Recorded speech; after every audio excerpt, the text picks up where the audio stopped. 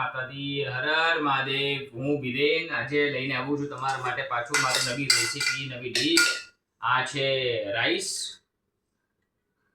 આ છે રાઈસ.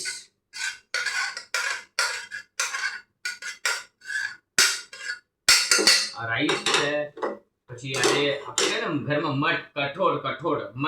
મઠનું શાક છે. મઠનું શાક મસ્ત સિંગના લસણ ને બધું નાખીને મઠનું શાક છે. જો આ મઠનું શાક બરાબર છે. ફરી સાથે થોડો કોરો સંભાર છે. જો કોરો સંભાર હું હાથથી નાખીશ.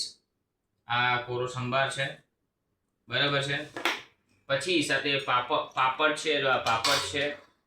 પછી આ કાકડી છે બરાબર છે. આ કાકડી છે. કાકડી તો મને બહુ ભાવે જમવામાં. પછી આ રાયતા મરચાં છે. જો આટલી ડીશ કમ્પ્લીટ. આવો જમવા માટે તમને બધાને કેવું લાગ્યું મઠનું શાક? તમે મઠનું શાક બનાવો છો કે નથી બનાવતા કમેન્ટ કરજો જરૂર. ઓકે, હર હર મહાદેવ.